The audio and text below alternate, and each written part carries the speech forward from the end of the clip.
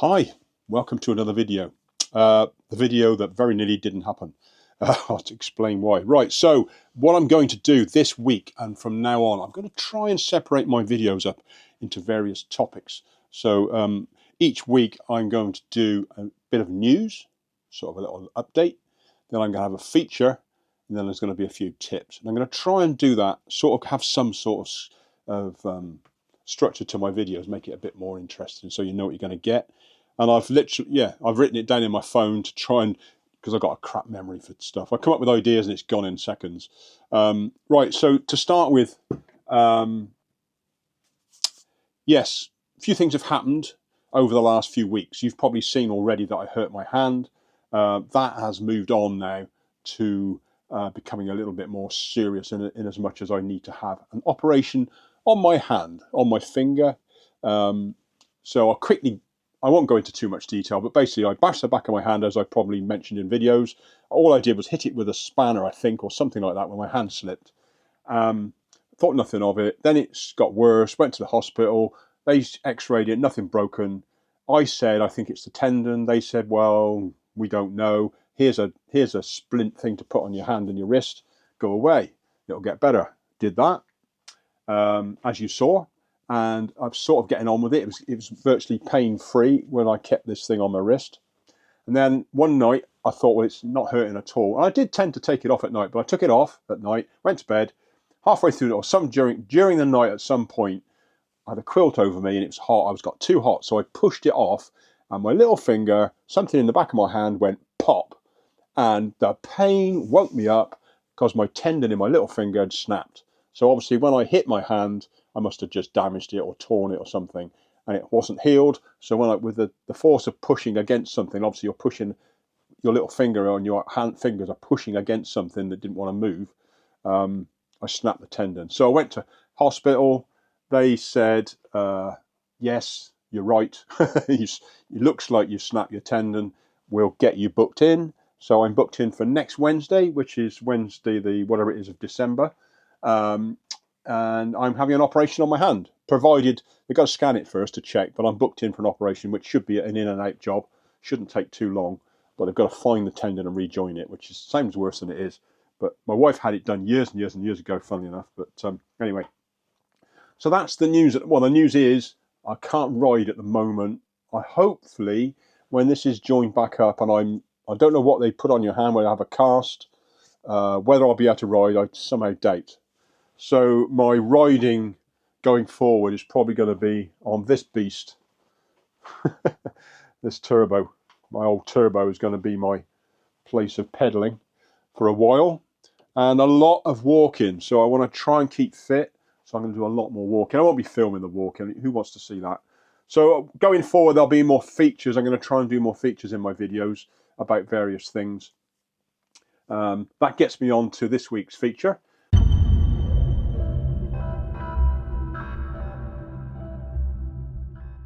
This week's feature is all about Fatbike tyres. I'll be putting details, weights and specs, or everything at the end of the video. If not, I'll put a link to the tyres anyway. So, now, I've been asked quite a few times to sort of review and discuss Fatbike tyres that are available in the UK, because obviously there's lots out there, but you can't always get them. So we're going to start off with probably the most popular Fatbike tyre, the Schwalbe Jumbo Jim. It comes on a lot of bikes as a complete. They'll have these, especially in the UK. Not sure if it's quite the same now because there's other tyres around, but Schwalbe's Jumbo Jim has been extremely popular. Basically because it's the lightest and the fastest rolling. So if you're in dry conditions, this is probably the tyre to get. Super shallow knobbles, and it is grippy enough for the summer in dusty conditions, dry conditions, and like I say, fast rolling and nice and light. They come in three sizes. You can get three sizes, all based on a 26-inch wheel. I don't think there's a 27.5 version, but this is a 26 by 4. Then they do a 26 by 4.4 and then a 26 by 4.8. So they cover all the bases, and like I say, great for dry weather, When it comes to wet, it's a gamble depending on where you live. If it's wet rock, then you probably still ride them okay. And I find them okay in sort of loamy conditions. But when you get into mud, forget it. I've never pirouetted and slid around quite so much ever that I did racing on these tyres in the wet. I just 360'd twice in one lap of a race, which was quite embarrassing when I'm used to having, you know, perfect control of my bike. Yeah, so I found the Jumbo Jim to be great for bike packing, for instance. I use it a lot in the summer. Fast, like I say, fast rolling. When you've got a loaded bike, you want the best rolling, the lightest setup you can get, and that ticks the boxes. It's done me proud off-road all summer long, really. Even in some wet conditions, because it's more lanes, mixes of roads and things like that. You can sort of adapt where you go to your tyres and things like that. So a good choice for summer and available. You know, you can get these, you can get some good deals on these. We sell them in our shop, but like I say, if you hunt around for Schwalbe Jumbo Jims, you should find them in most places. So the next time I'm going to mention is a Surly Edna. Again, available in the UK. We stock these as well. Most of the tyres I'm going to mention will be available. If they're a little bit trickier to get, I'll let you know. But Surly Ednas, for me, is a great all-round middle of the road. It's a great all-round tyre. So it's not super knobbly. As you can see here, the knobs in the centre are ramped, and it's got so faster rolling and quieter, and the side knobs are really good for sort of off camber and grippy in the corners. So great tyres. They fit in a lot of bikes. They'll fit in a bike with a 177 rear end, so a bike designed for 4-inch tyres. These will fit. And they are they come up, they look bigger than they are, if you know what I mean. So they cope with a lot of conditions. I find them great all year round. For a long time, I ran these on my summer bike on the front, and then I ran another tyre from Surly on the back, which is a Surly Nate, which I'll mention in a minute. But the Surly Edna, and right now I've switched from Jumbo Jims to Ednas for the winter, just because they give you that grip and they're not crazy heavy. So as a good all-round tyre, the Surly Edna is ideal, really. They go tubeless. Again, I forgot to mention the Jumbo Jims run tubeless. All these tyres will run tubeless, unless I say otherwise. And the Ednas, yeah, seal up beautifully tubeless. Okay, the next tyre is a Surly Nate, my favourite for a long time. It was the first tyre actually no, it wasn't the first tyre, it was the second tyre I ever came across. The very first tyre was I'll have to look it up. It was a Surly tyre, but it was made purely for snow, and it had sort of V tread to it, with bars, V tread for snow, like a paddle. Which is what, that was all that was available on the bike at the time. I had a complete demo bike, but I soon realised they were absolutely hopeless in the UK in mud. So I fitted some Surly Nates. Now, as you can see in this, you'll see the tread on the Nate is much different. It's got a more open tread, bigger knobs, and in the centre you've got that sort of paddle, which was really good in mud.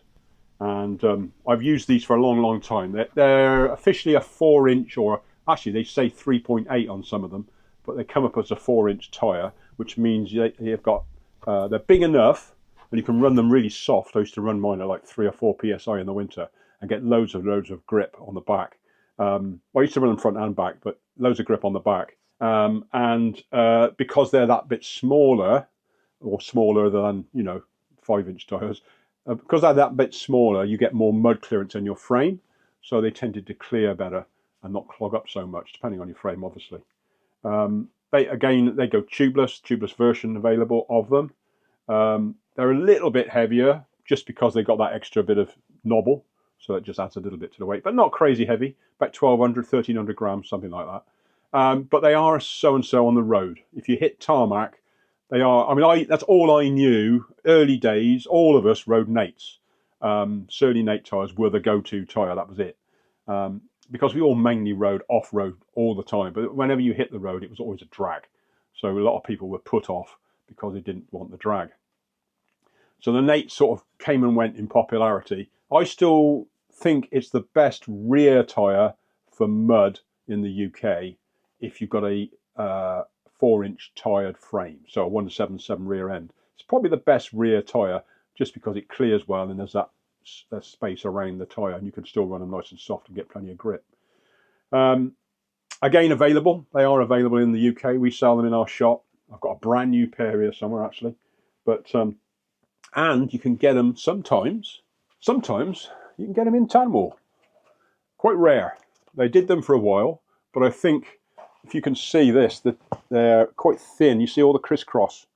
That's the actual webbing. That's the carcass of the tyre. They tend to weep sealant quite a lot. So you'll see the tyre, if you've got tubeless sealant inside, they will sweat where the water is coming out of the sealant. So they're a tyre you have to top up quite a bit sealant wise.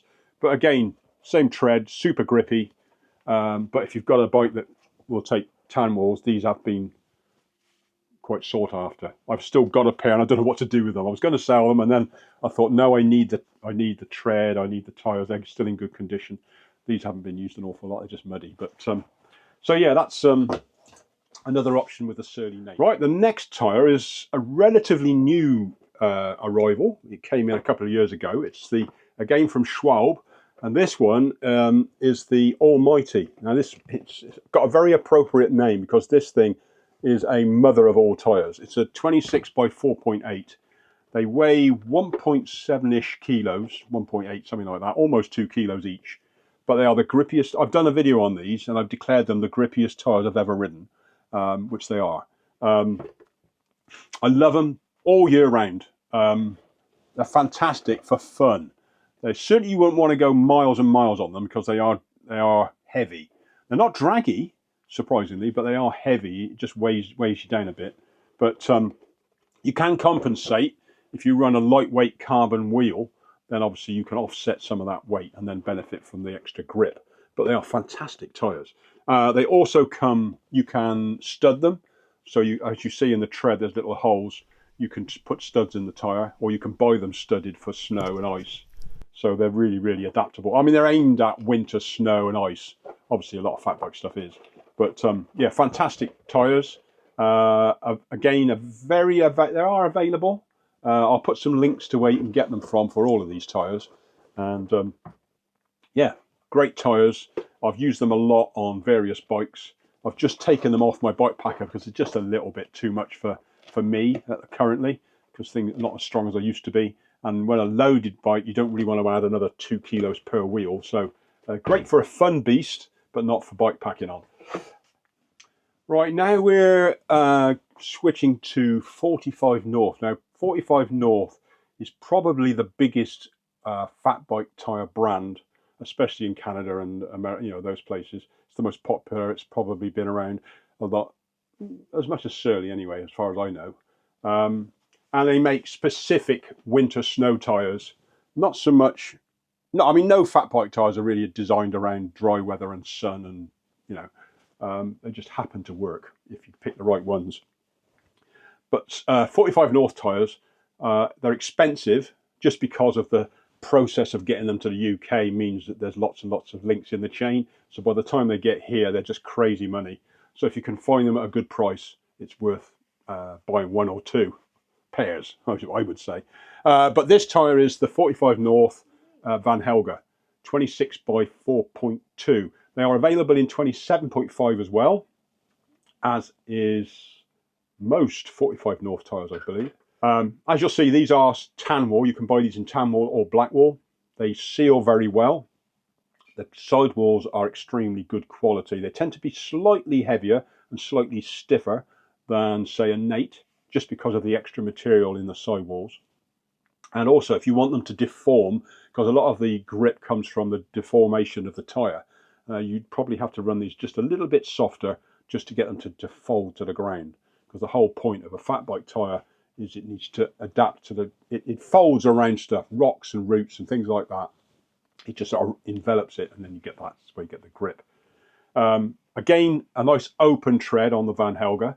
You see in the tread there's these little sips, these little lines. That's designed for snow and ice, gives you more grip. If you ever look at a winter car tyre or lorry tyre, they'll have these little sips, these little slits, just to enable the tyre to grip a bit more, and everything flexes. And anyway, they grip better.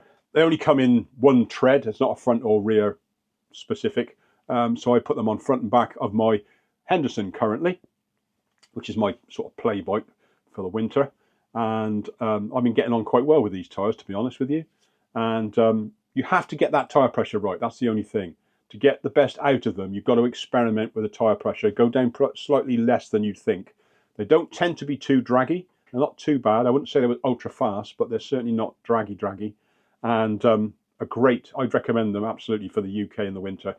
Not so much in the summer, but it's definitely a winter tyre. 45 North do a great range of tyres. I don't actually have experience of a vast array of them. There have been a lot that have come and gone, but I think for the UK, the Van Helga, as I've just mentioned, is very good. The other one is the Dillinger, which comes in 4 or 5 inch, and they also come studdable. So this has been a popular tyre for snow abroad, and they tend to come in 27.5. A lot of the snow tyres now in America run 27.5 inch wheels to give you that longer contact patch as well as wide.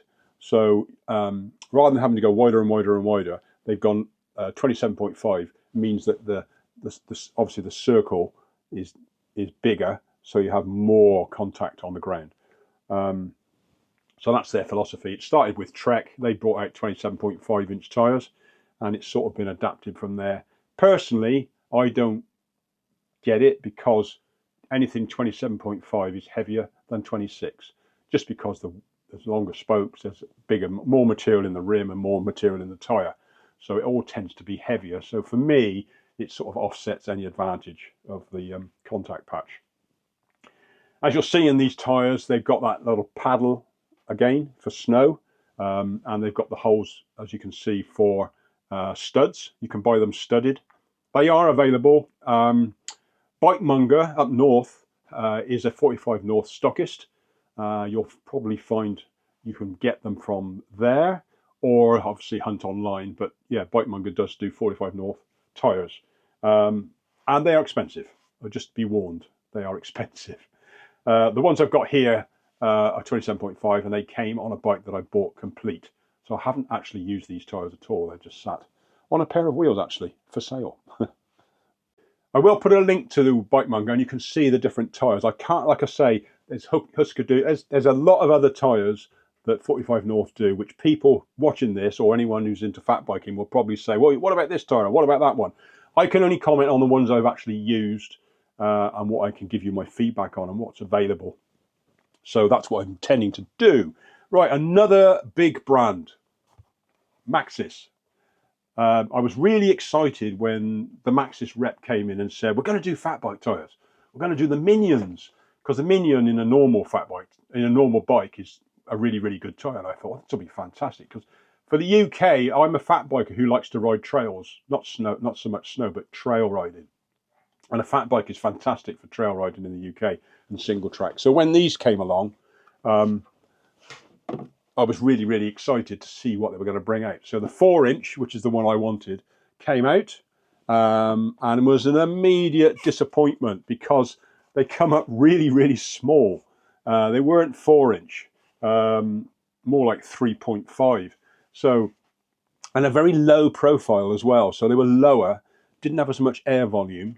The tread was okay, but it wasn't super grippy. Front and rear specific, as you can see. The front's got that sort of more pointed tread, and the rear's more paddled. And you see them a lot around on different bikes, but they tend to be not that popular. They tend to come on bikes that you buy. These are 4-inch, but they do a 4.8 as well, which I tried, which here was rubbish, because they're so heavy and so thick. They don't deform. Massive treads, very heavy, very draggy, and just a complete, in my book, a failure really, from a brand I thought would do it. It looks like all they wanted to do was tick a box for OE, stuff to sell out after, to fit to a complete bike. So they didn't worry about the sidewall, the weight, or anything else. So bit of a disappointment, but they are around. If you're not worried about the weight and you just want a fat bike tyre, you can probably pick them up quite cheap. I'll put a few links, as I say, to various tyres. But yeah, they came up as I say, front and rear specific. So there you go. That's my take on fat bike tyres. As you can see, I've got one or two, and there's some more upstairs. So I've tried most of them, and I have my favourites. I have the ones that work for me, and as a UK rider. And there is another actually, which I haven't actually got hold of yet, but I would love to try, and that's the Bontrager Narwhal. So you can get the Bontrager Narwhal in 27 by 4.5. Get it studded, 27.5 by 4. It looks amazing, looks really good. I'd love to try one. I have thought about buying a set. I am sure somebody will comment on here and let me know what they're like to ride on. But yeah, they look good. Like I say, very good quality. You can get them up at a reasonably good price, about £70 each, from Trek or other places. There are other shops around that sell them. So that's worth a look. Yeah. So as far as fat bike tyres go, that's about it. Any comments, please let me know what you think, what you ride, how you get on with them. Let me know what you think about the tyres that I've mentioned. And as for any others that are available in the UK, let me know. I'd love to try them and test them out when I can ride again. Okay, that's it for this section.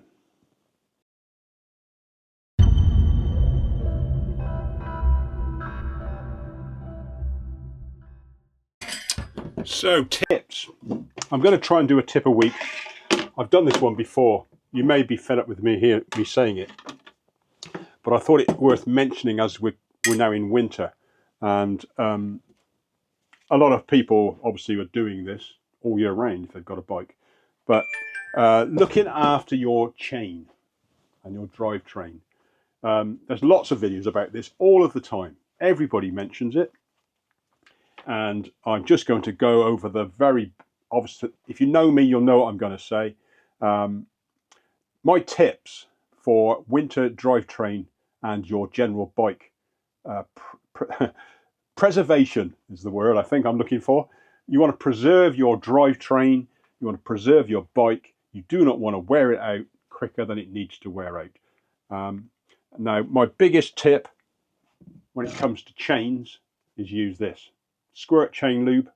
It's a wax-based chain lube. Now, there's lots, since this came out, there are lots and lots and lots of others now, because obviously people have realised this stuff's much better than oil, and they're all bringing out their own wax versions. You can get some very, very expensive ones where you put your chain in a container and heat it up, hot wax. Yes, it works. It puts the wax into the chain, but then so does that. So does this.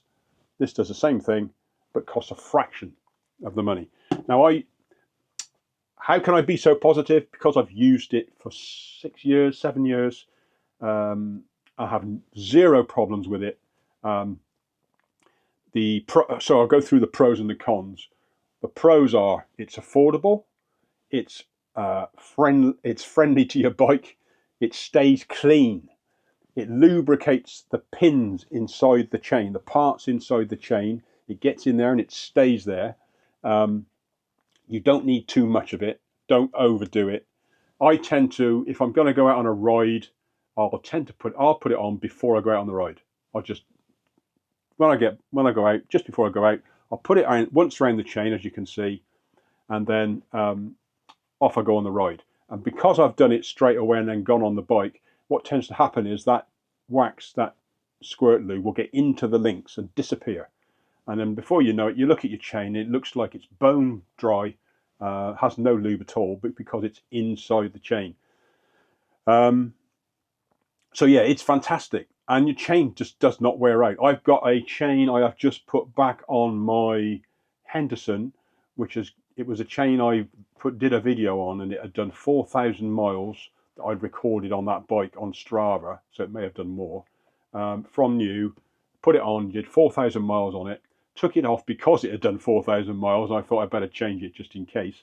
I put it in a bag and put it away. When I rebuilt my bike the other day, the Henderson, I got that chain back out and put it back on the bike with a different cassette, and it all works perfectly fine. It's not worn out. I put a wear indicator on it, and it's not worn out after 4,000 miles. What did wear was the quick link. That snapped. the pin came out of one side of the quick link, so I just put a new quick link in and away it went. So yeah, fantastic. So proof's in the pudding. I've used it all the time. Now the other thing is, when you do use squirt chain lube, you do not degrease your bike. You do not clean that chain other than with water. That's all you need to clean it with. Same goes for your drivetrain. Do not squirt degreaser onto your cassette and chain and drivetrain. Do not put it on there. There's lots of videos. I've seen one from a certain brand beginning with W, ending in tight, that has got a picture of froth on the rear cassette, and it's squirting it on with an aerosol or something to put all this degreaser on your drivetrain. That is going into your hub bearings. I don't care what anyone says, it's going into your hub bearings. I've worked in a workshop for years and years and years and seen it myself. It gets rid of all the lube in your bearings, works its way, and it destroys your bike. I don't use any detergents other than something mild on the frame itself, perhaps once or twice a year, just to give it a bit of a spring clean or a winter prep or a service. Then I might clean it a bit more seriously. But apart from that, I wash it, maybe sometimes with a bit of fairy liquid or something on the frame in a bucket, bit of soap, just to get the worst off. But what I tend to do, if I can in the winter especially, is swill the bike immediately after the ride if you can. So when the bike's wet and muddy, just wash it off with water. That's it. And then leave it alone. Now, if you come to your bike the following morning after you've been out riding and you find that these plates on the side of the chain have got rust on them, don't worry about it. All that is it's surface rust on the outside of the chain. It's not to do with the wearing. It doesn't affect the life of the chain. It's just cosmetic on the outside of those links. And if you rub your hand over it, if you spin it and rub your hand over it, it just wipes off. And what I would do is which is what I sometimes do when I'm applying my squirt lube, is I'll put it around the chain and then I'll run the chain through my fingers, and a little bit of it will go onto my fingers, and I'll just rub the side plates through my fingers, and it just gives that little bit of coating on the outer plates. But you haven't got to worry about it. It doesn't matter. It's cosmetic. The important bit, if you want to save money in your drivetrain, is the pins and the rollers inside. And then your cassette will last. I haven't bought a cassette and a chain in years, other than new builds. I'm still using old cassettes I've had for donkey's years. My XTR cassette has been on 3 or 4 bikes. I've got a Gerbrek cassette which keeps going from one bike to another. So I've got all this stuff that I just use all the time. I haven't bought any new. So if anyone tells you any different and they start telling you to put oil on your chain, one link at a time like this, who the hell does that every day? You know, you're using your bike daily. All you want to do is get out, put something on the chain, ride it, come back and know it's going to last, and you're going to keep buying new chains and new cassettes every 5 minutes. So that was my tip this week. Drivetrain maintenance, looking after it. Everything will last. Your chain ring will last longer, your cassette will last longer, and your sprockets on your rear derailleur will last longer. Everything will be tickety-boo. Okay, that's it for this week. If you've got any thoughts on that, any other tips, please drop it in the comments below. Great to hear from you. I love answering questions, all the rest of it. Like I say, there are other wax lubes available, but for me, people have said, why don't you try this? Why don't you change to that? Well, I've found something that works for me. Why would I want to change it? Just, I don't see how much better it can get other than what it does. So I think the only other thing I would just mention, that was the cons, was I did the pros and the cons. The cons were the rust. You may get that little bit of rust because it's not an oil. So unless that wax is on the outside of the plate, it may be exposed to water and you may see a bit of rust. But apart from that, there's no downside. Oh, and one other thing, if you've got a road bike and you're into racing, then you'll probably find it more draggy. It may put more drag on your drivetrain because you've got wax in the chain, and when it's cold and your bike sits, that wax sets.